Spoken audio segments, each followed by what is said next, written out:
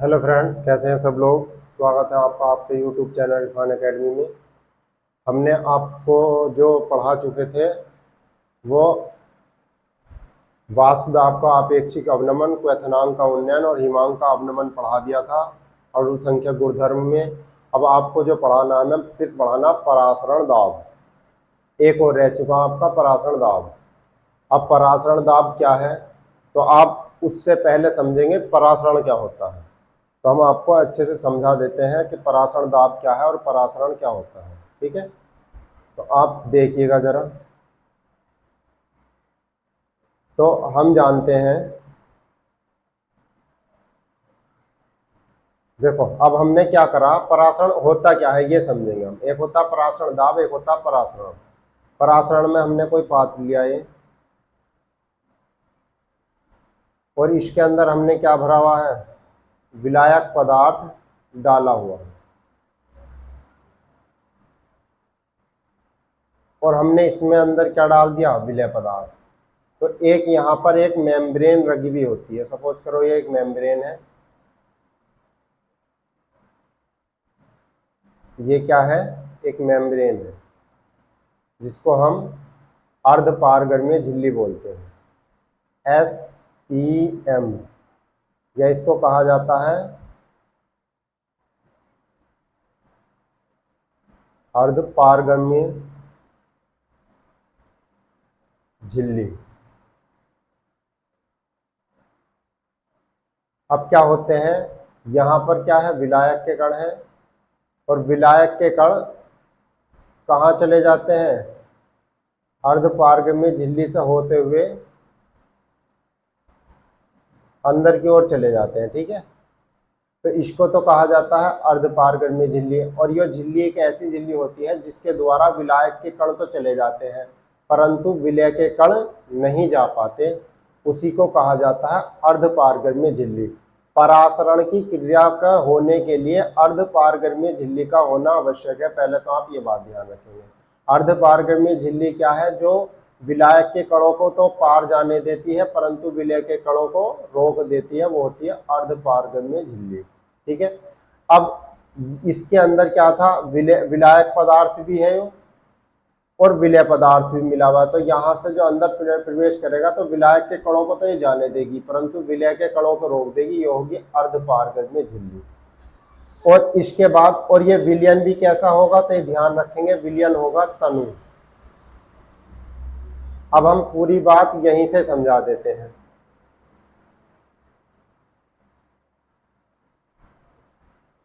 अब हमने क्या लिया ये,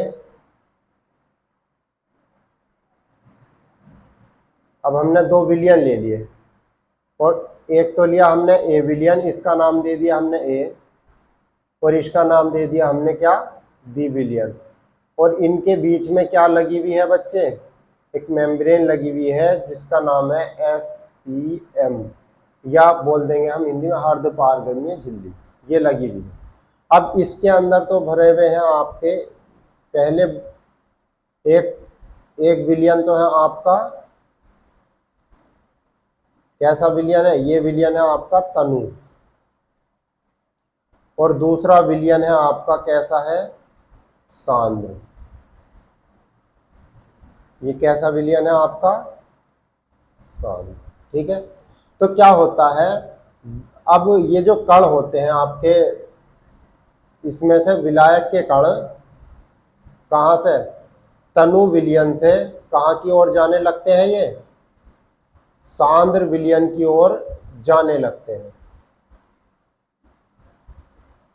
अब सांद्र विलयन की ओर जाएंगे किससे, अर्धपारगम्य झिल्ली के होते हुए। तो क्या होगा, ध्यान रखेंगे हम परासरण की क्रिया में, तनु विलयन से कहाँ की ओर जाते हैं कण विलायक के, सांद्र विलयन की ओर। तो हमको क्या होता है, अब हमें ऐसा कोई दाब लगाना है जिससे विलायक के जो कण है वो तनु विलयन से सांद्र विलयन की ओर ना जाए। तो हम यहाँ पर क्या कर देते हैं, एक प्रेशर लगा देते हैं। और जैसे ही हम इसमें एक प्रेशर लगाते हैं तो प्रेशर लगाने से अब हमको क्या है, ये तनु विलयन से जो सांद्र विलयन में वो विलायक के कण जा रहे हैं, हमें इनको रोकना है। तो जैसे ही हम ऊपर से प्रेशर लगाते हैं तो क्या होता है, यहाँ से ये विलयन के कण, विलायक के कण तनु विलयन से सांद्र विलयन में को नहीं जाते, जो अब इसी के कहते हैं जो परासरण क्रिया को रोक दे। तो अब ये क्रिया, अच्छा देखो ध्यान रखेंगे, दोबारा सुनना आप, जो आपके विलायक के कण हैं, तनु विलयन में विलायक के कण जब सांद्र विलयन की ओर जाते हैं तो इस प्रक्रिया को कहा जाता है परासरण। अगर हम कोई एक अन्य दाब लगा दें जिससे कि तनु विलयन के विलायक के कण सांद्र विलयन में को ना जाए, तो जो हम एक प्रेशर लगा देते हैं, इसी दाब को क्या कहा जाता है तुम्हारे पास, परासरण दाब कहा जाता है। ठीक है, अब इस दाब को तो परासरण दाब कहा जाता है। एक होता है तुम्हारे पास उत्क्रम परासरण दाब। ठीक है, तो उसका क्या मतलब है, जब हम किसी दाब को इतना ज्यादा लगा देंगे कि सांद्र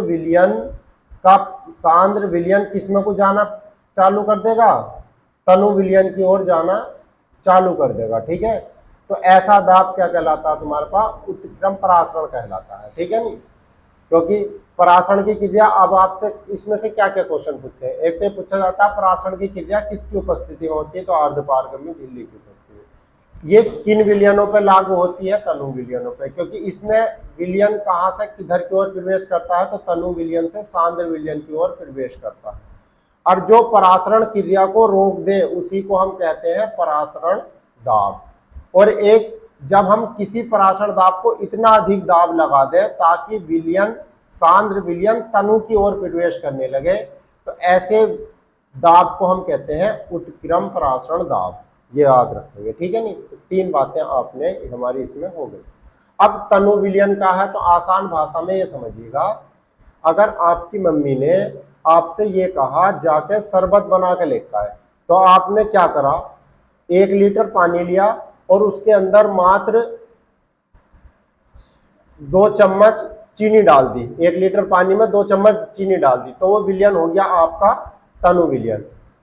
एक दूसरा बच्चा था, तो उसने क्या करा, आपका 100 ml पानी लिया और समथिंग उसमें 50 ग्राम या भर भर के उसके अंदर चीनी डाल दी और वो बना दिया विलयन। तो ऐसा विलयन हो गया आपका सांद्र विलयन। ठीक है, जिसके अंदर विलय की मात्रा ज्यादा होती है वो होता है सांद्र विलयन, और जिसके अंदर पानी की मात्रा ज्यादा होती है वो होता है तुम्हारे पास तनु विलयन। ये बात ध्यान रखें, सांद्र को, विलयन को तनु बनाने के लिए उसके अंदर विलायक की मात्रा हम ज्यादा बढ़ाते चले जाते हैं, तो बन जाता आपका तनु विलयन। ठीक है, सांद्र विलयन से जब तनु विलयन बनाएंगे तो उसके अंदर हम विलायक की मात्रा ज्यादा घोलते चले जाएंगे, तो आपका बन जाएगा तुम्हारे पास तनु विलयन।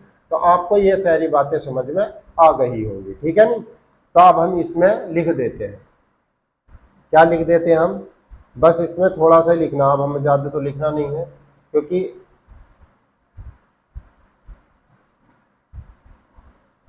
चलो जी, अब क्या हुआ, तनु, अब परासरण होता क्या है, परासरण के बारे में लिखते हैं हम। लिखो, वह क्रिया, वह क्रिया जिसमें, वह क्रिया जिसमें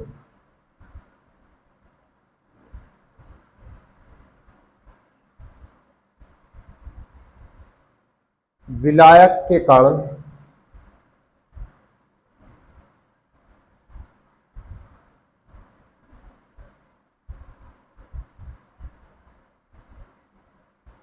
तनु विलयन से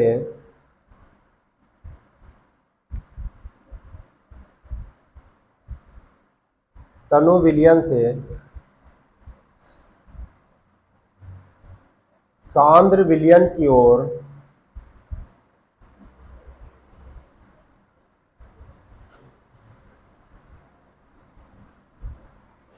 सांद्र विलयन की ओर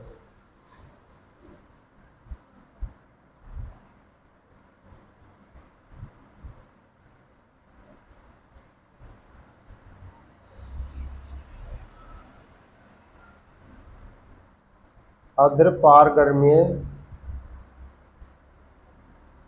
झिल्ली के द्वारा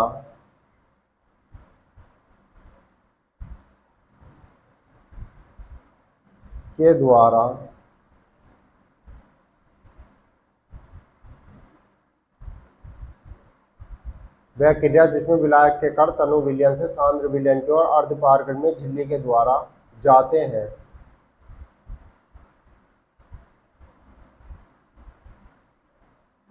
परासरण कहलाती है।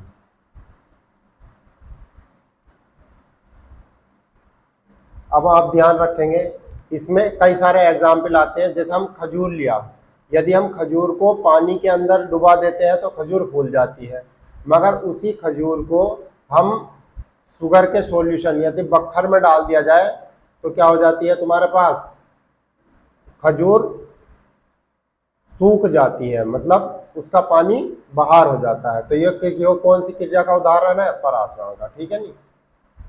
जैसे उबले हुए अंडे को यदि हम पानी में डाल दें तो फूल जाता है, मगर उसी को नमक के विलयन में डाल देते हैं तो वो सिकुड़ जाता है। क्यों? तो वो सारी प्रक्रिया किसकी वजह से है, परासरण की वजह से ही होती है।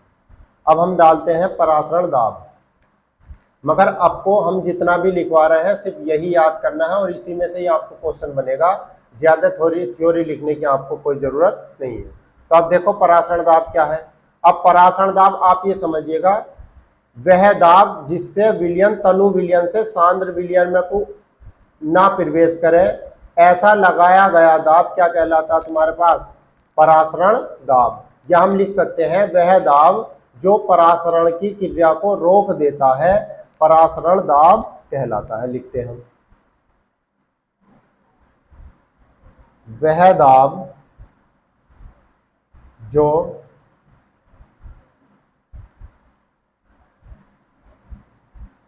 परासरण की क्रिया को रोक देता है, रोक देता है, परासरण की क्रिया को रोक देता है, परासरण दाब कहलाता है। इसे P से प्रदर्शित करते हैं। अब हम इसमें आगे लिखेंगे, ठीक है नहीं। अब हम इसमें आगे लिखेंगे, चाहे इसका थोड़ा सा एक फोटो भी बना लेते हैं।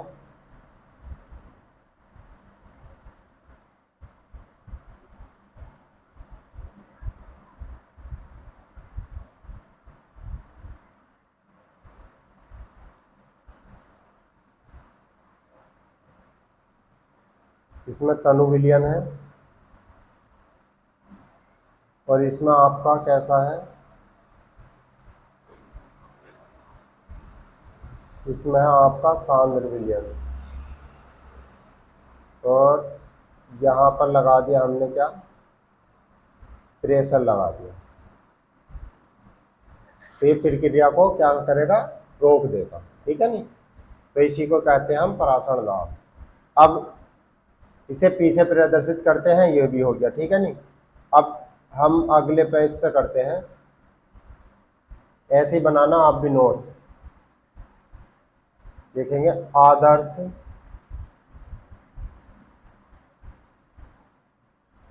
विलयन के लिए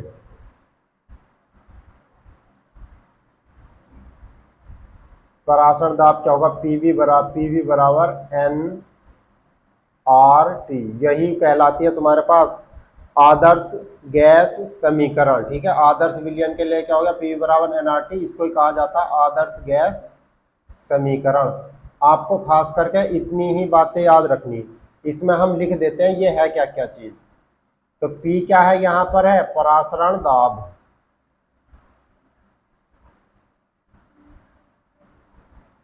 दाब। और N क्या है आपके पास, मोलों की संख्या, मोलों की संख्या। और T क्या है तुम्हारे पास, ताप। और R है आपका एक स्थिरांक है जिसका मान होता है 0.0821 0.0821। वायुमंडल लीटर प्रति केल्विन और प्रति मोल, ये बात ध्यान रखेंगे। अब हम n को क्या लिख सकते हैं, और n को लिख सकते हैं हम भार बटे में अणुभार, ये लिख सकते हैं। तो अब इस ये मान जो है n का मान, ये हम इसमें उठा कर रख सकते हैं क्योंकि मोलों की संख्या होती। अब हम यहाँ रखेंगे तो कितना बनेगा, यो PV बराबर W अपॉन में M और R हो गया और ये हो गया T। तो P बराबर क्या बन सकता है, W अपॉन में M और गुणा में V और ये हो गया R और ये गुणा में T। और आप ये ध्यान रख लेना, यही क्या कहलाती है, अगर मैं लिखूँ ये विलय का भार है, विलय का अणुभार है, जो क्या है विलयन का आयतन, तो यही क्या कहलाती है तुम्हारे पास, ये इतनी बात ही कहलाती है तुम्हारे पास मोलरता। यही क्या होती है, मोलरता। तो मैं इसे काय से प्रदर्शित कर दूं, यहाँ पर C से, तो ये हो गया CRT। तो आपको तीन सूत्र याद रखने, एक ये वाला भी जरूरत पड़ेगा आपको सब जगह और ये जरूरत पड़ेगी, ठीक है नहीं। तो आपका ये बस इतना ही काफी है। इसको हम सांद्रता भी सांद्रता मोलरता बात एक ही है, ये क्या हो गई सांद्रता, ठीक है नहीं। तो आपको तीन सूत्र याद करने, एक तो ये है PV बराबर nRT, एक P बराबर W अपॉन में M गुणा V गुणा RT, क्योंकि हो गया विलय का भार, विलय का अणुभार, विलयन का आयतन। यदि यो ग्राम ml में दे रखा हो तो यहाँ पर 1000 से मल्टीप्लाई कर देंगे और यही क्या कहलाती है तुम्हारे पास मोलरता, जिसको हमने C से प्रदर्शित कर दिया। ये हो गया आपका परासरण दाब, पूरा याद कर लेना। अब होता उत्क्रम परासरण। अब उत्क्रम परासरण क्या है, तो वह जब हम किसी परासरण दाब को इतना अधिक लगा देते हैं कि विलयन जो होता है सांद्र विलयन से किधर की ओर प्रवेश करने लगता है, तनु विलयन की ओर प्रवेश करने लगता है, तो इसी को हम कह देते हैं उत्क्रम परासरण। तो हम लिख देंगे परासरण दाब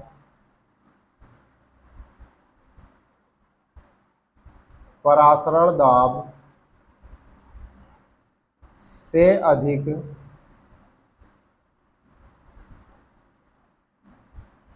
दाब लगाने पर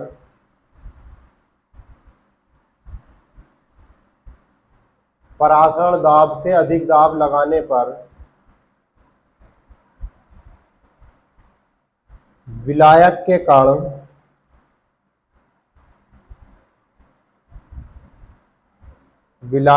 कण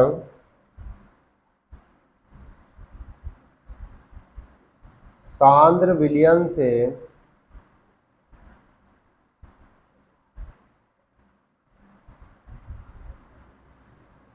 तनु विलयन की ओर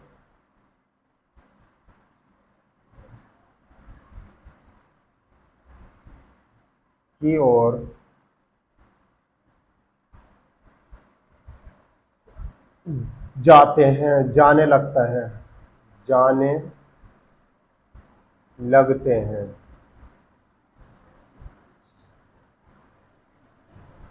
इसी को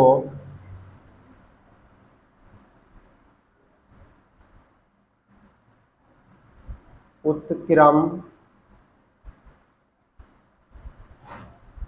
परासरण कहते हैं। बहरहाल ये परासरण का कैसा होता है, उल्टा होता है। इसमें क्या होता है,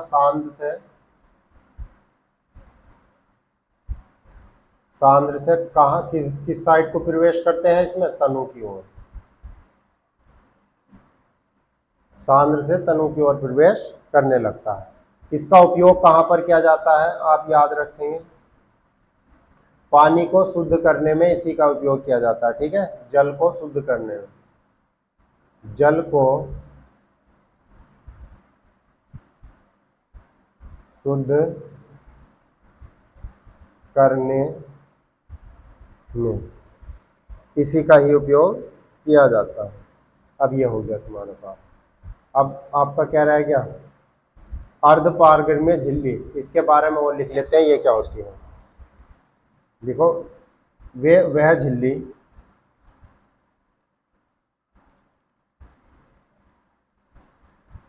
जो विलायक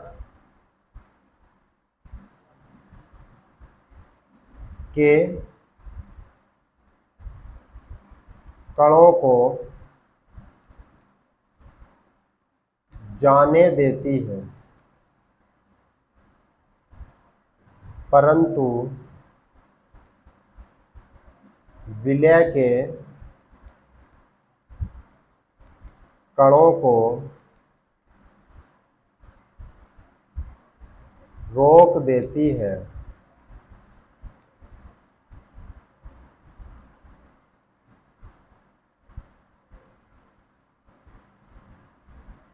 अर्ध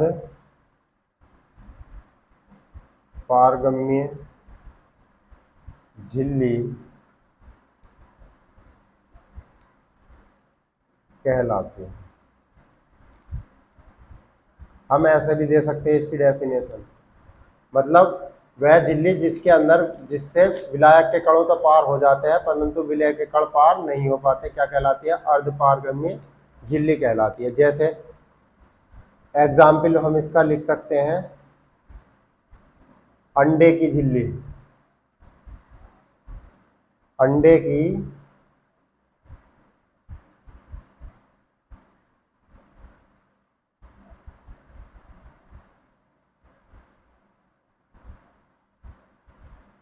पर्चमेट झिल्ली भी होती है, जिसको चर्म पत्र बोलते हैं इंग्लिश में। कापर फेरोसाइनाइड की झिल्ली, कापर फेरो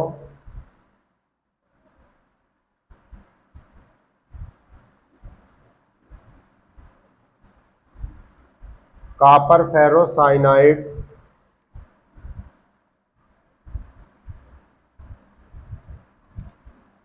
की झिल्ली।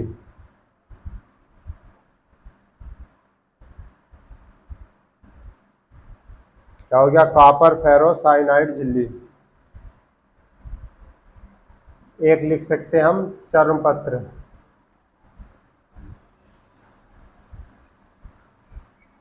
इंग्लिश में इसको बोला जाता है पर्चमेट झिल्ली, ठीक है नहीं। तो ध्यान रखेंगे, वह झिल्ली जिसके अंदर विलायक के कण तो पार हो जाते हैं परंतु विलय के कण पार नहीं हो पाते, क्या कहलाती है तुम्हारे पास, अर्ध पारगम्य झिल्ली कहलाती है। अगला देखो, अभी हम सवाल करते हैं। इस सवाल में क्या कह रहा है, ये कह रहा है आपसे 25 डिग्री सेल्सियस पर 6 ग्राम यूरिया के जलीय विलयन 2 लीटर, जलीय विलयन का 2 लीटर पर परासरण दाब ज्ञात करो, ठीक है। देखो टेम्परेचर कितना दिखा रखा आपको, 25, तो हम इसे 273 ऐड करेंगे, ये हो गया 298, 5 8 3 8 7 2 9, ये केल्विन में आ गया आपका। आर का मान ऑलरेडी दे रखा 0.0821, यूरिया का भार दे रखा है 6 ग्राम, 2 लीटर में है, ठीक है जी।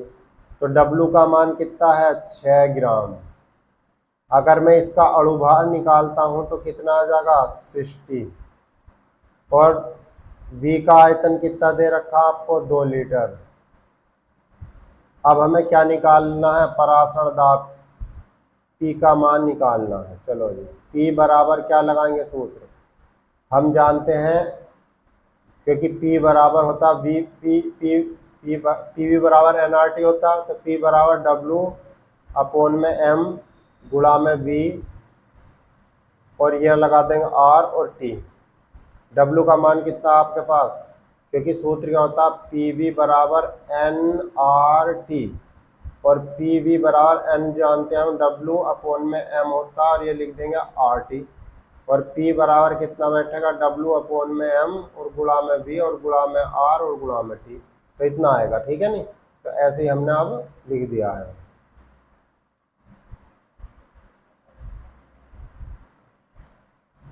तो W का मान रखते हैं हम 6 ग्राम रखा, एम का मान रखा 60 और ये रखा हमने 2 लीटर। ये करा हमने आर का मान है 0.082। कितना रख दें हम 0.0821 और गुणा में 298। ये काट दिया, ये 10 बार कट गया आपका और इससे डिवाइड करेंगे तो 2 ही करना 2, 2 चौक 8 और 2 नीम 18 और ये अब नीचे बचा 10। तो P बराबर कितना आ जाएगा तुम्हारे पास 0.0821 गुणा 149 अपॉन में कितना आ गया 10। इसको टोटल कैलकुलेशन करेंगे तो इसका आंसर आ जाएगा 1.22 परासरण दाब 1.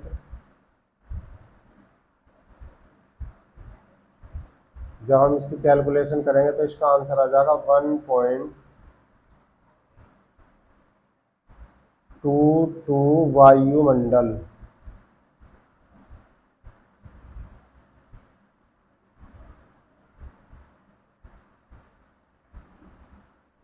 ठीक है नहीं, आप अच्छे से इसको कर लेना।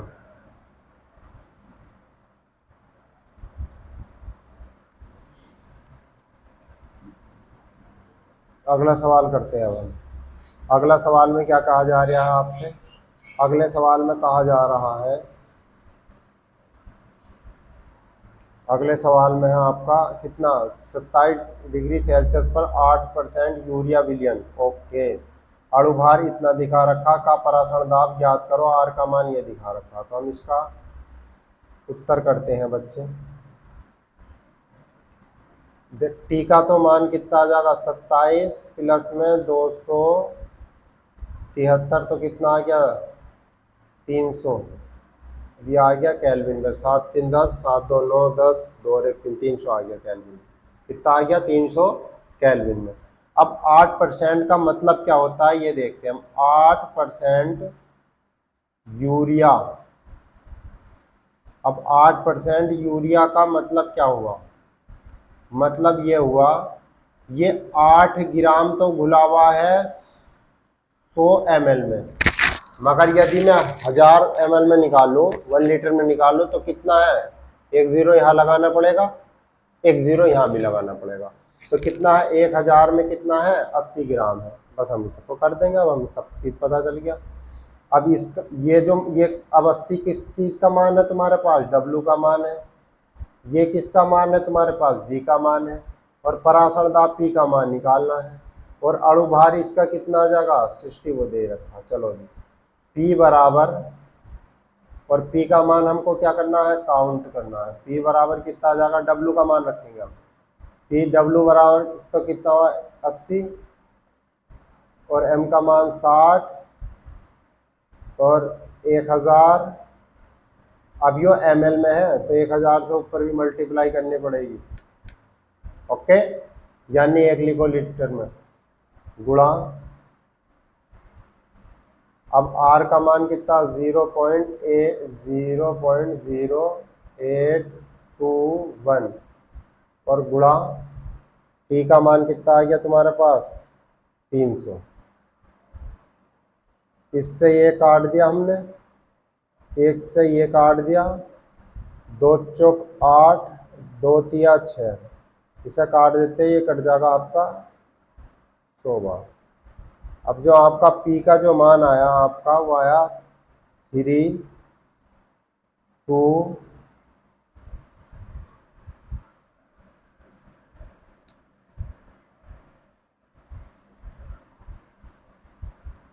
.8400 समथिंग इतना ही आएगा।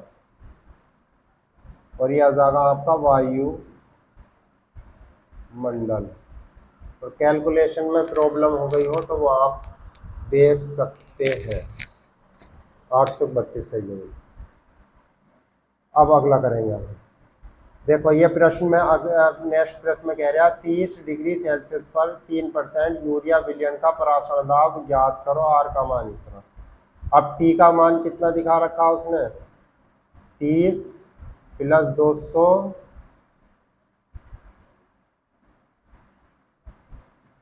273, तो कितना आ गया तुम्हारे पास 303, और वो आ गया केल्विन में। चलो आर का मान कितना आ गया 0.0821, और डब्लू का तो मान आ गया तुम्हारे पास 30, एम का मान आ गया आपके पास 1000, कि 3% यूरिया है, तो 100 में 3 हुआ, 1000 में 30 हो गया, ठीक है। परासरण दाब पी का मान हमको काउंट करवा दिया, तो पी का मान कितना है, पी बराबर डब्लू का मान कितना रखेंगे हम 30, और अणुभार कितना आता है यूरिया का 60,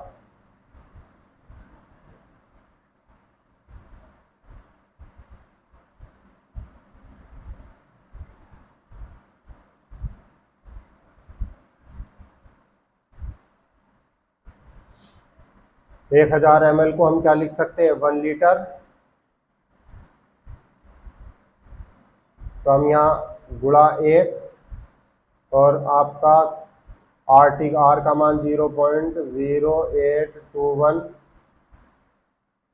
और आपका आ गया 303, ये काट दिया हमने 2 बार।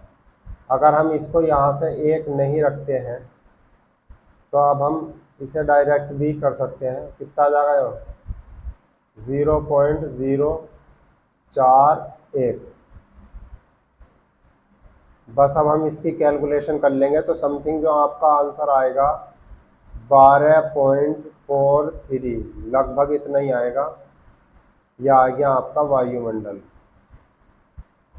क्योंकि एनसीईआरटी में इतना चल जाता है आपका, ठीक है नहीं, तो आपका ये आंसर बिल्कुल करेक्ट हो गया।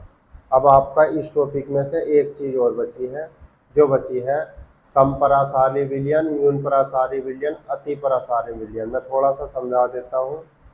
हम बच्चे ये 2 विलयन ले लिया और इसके अंदर बीच में मेम्ब्रेन लगा दी, एक इसके अंदर विलयन भरा हुआ है ए, और इसके अंदर विलयन भरा हुआ है बी। ताप कैसा रखेंगे हम, समान, ध्यान रखेंगे किस ताप पर, समान ताप पर। असमान ताप पर इसका परासरण दाब P1 है और इसका परासरण दाब P2 है। जब इनके दोनों बराबर नजर आ रहे हैं तो हम लिखेंगे समान ताप पर जिन विलयनों के परासरण दाब समान होते हैं समपरासारी विलयन कहलाते हैं। अब और देखेंगे, देखो बच्चों, ये हमने एक पार्ट लिया, इसमें हमने क्या लगाई, मेम्ब्रेन लगा दी SPM। अब इसके अंदर हमने एक विलयन यहाँ भरा और एक इसके विलयन इतना रह गया, ठीक है। अब यहाँ पर भी इसका लग रहा है P लग रहा परासरण दाब, और यहाँ पर भी लग रहा है P परासरण दाब। अब वही वाली बात है, समान ताप पर जिस विलयन के परासरण दाब अधिक होता है तो उसको हम बोलते हैं अति परासरण दाब। इसको क्या बोलेंगे हम, अति परासरण दाब, जिसका परासरण दाब अधिक होगा। इसका कम है तो इसको बोलेंगे हम न्यून परासरण दाब।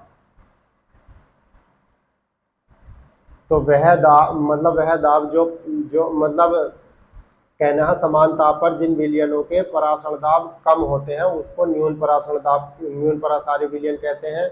समान ताप पर जिन विलयनों के परासरण दाब अधिक होते हैं उनको अति परासारी विलयन कहते हैं, और समान ताप पर जिन विलयनों के परासरण दाब समान होते हैं उनको कहते हैं हम समपरासारी विलयन। अब इसमें एक एक करके इनकी डेफिनेशन भी लिख सकते हैं, ठीक है नहीं। पहले लिखते हैं हम समपरासारी विलयन की डेफिनेशन। पूछी वैसा आपसे जाएगी समपरासारी की, तो समपरासारी के विलयन के बारे में हमने अभी आपको क्या बताया, देखो समान ताप रखना पड़ेगा, तो समान ताप पर जिन विलयनों के समान ताप पर जिन विलयनों के इस पे समान ताप पर जिन विलयनों के परासरण दाब समान ताप पर जिन विलयनों के परासरण दाब समान होते हैं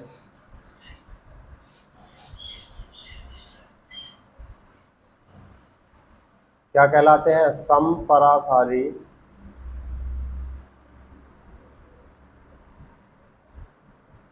विलयन कहलाते हैं। ये हो गया आपका। अब डाल लेंगे हम अति परासारी विलयन, अति परासारी विलयन।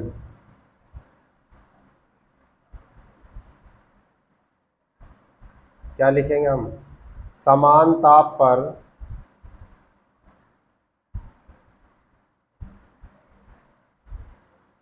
जिन विलयनों के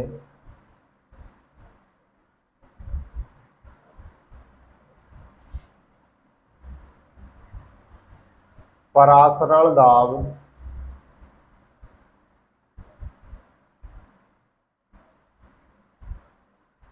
समान ताप पर जिन विलयनों के परासरण दाब अधिक होते हैं,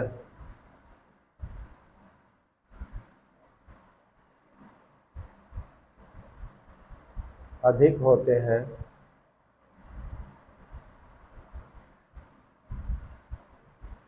अति परासारी विलयन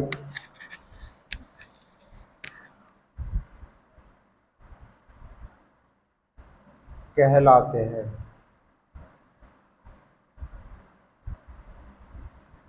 अब हम डाल लेंगे कौन सा दूसरा रह गया, न्यून परासारी विलयन। न्यून परासारी विलयन।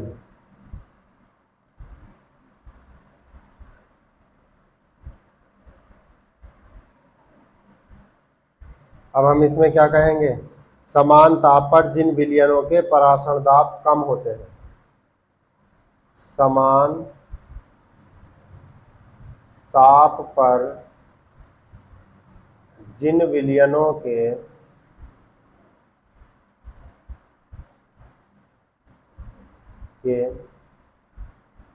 परासरण दाब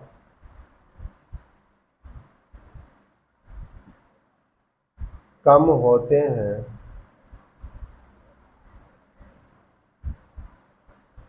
न्यून परासारी विलयन कहलाते हैं।